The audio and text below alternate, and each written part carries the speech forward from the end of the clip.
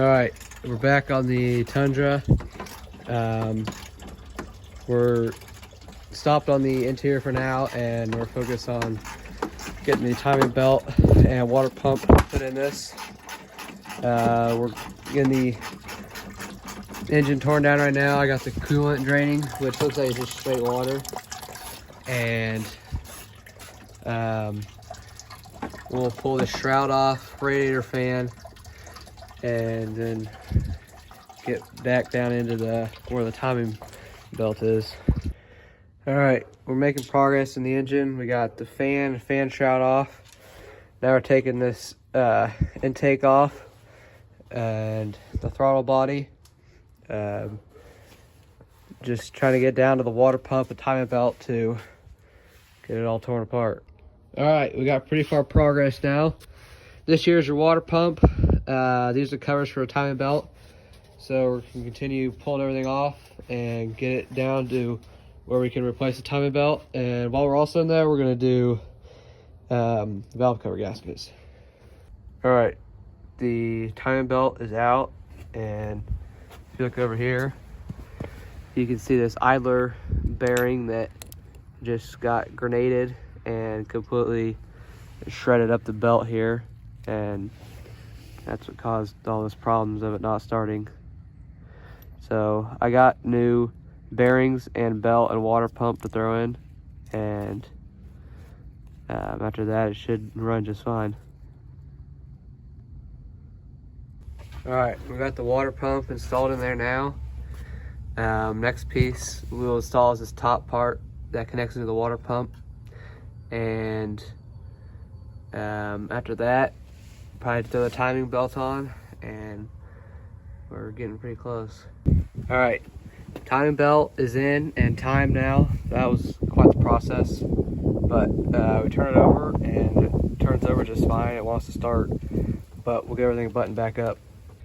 All right, I got in a roll and kind of missed a few steps, but we've been getting everything bolted back on. Alternator, power steering pump, getting all the pulleys and belts on, getting the covers back on. We'll get the intake put on, or the throttle body put on, and then get hoses connected and the fan or radiator, fan and shroud, and then we'll pretty much be there ready to fire it up.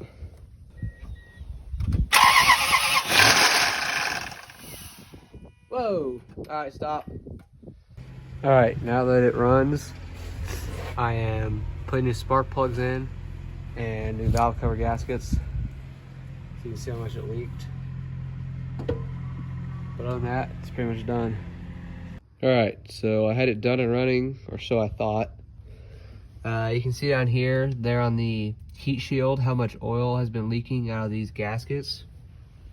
This is a new gasket here, and I don't see any cuts or imperfections in it.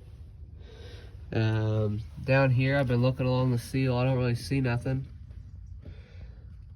It's been leaking right there. I think something right there I caught in the seal has been leaking out of there, but other than that, I'm really not too sure. Kind of at a loss for why it's been leaking so much out of these valve gaskets. I guess I'm gonna clean everything up again as good as I can and see if I can't go from there. All right, after even more problems of it overheating, the thermostat got replaced, and now leaks no more oil, does not overheat, so we should be good to go as far as the engine wise. On the interior, I've been getting all these trim pieces cleaned back up, getting the doors cleaned up. They look pretty good, scraping all the old tin off, so we're getting there. All right, after yet again another coolant leakage problem, the outlet ports here right on top of the water pump, right here where this upper radiator hose connects in, I accidentally took them off when I was doing the water pump, and I didn't realize I didn't need to, and so I just used silicone to gasket it up, and that was leaking, down here inside the block underneath the intake. And when it would leak there, it would drip right where the bell housing and block met, and there would just be a big puddle right there. And so I got those gaskets replaced, drove it around. It gets up to operating temperature, and there's no more leaks anywhere around it. So the temperature's good, dries good, it's quiet, no more leaks. I still smell coolant, but I think that's just the I think that is just all the old coolant that I had spilt burning off. Both radiator hoses are getting warm, so I think we're good. Now, next part of the series, we're going to go over the tires that I got and the new shocks for it. So yep, that'll be it for part 2 of the Tundra build.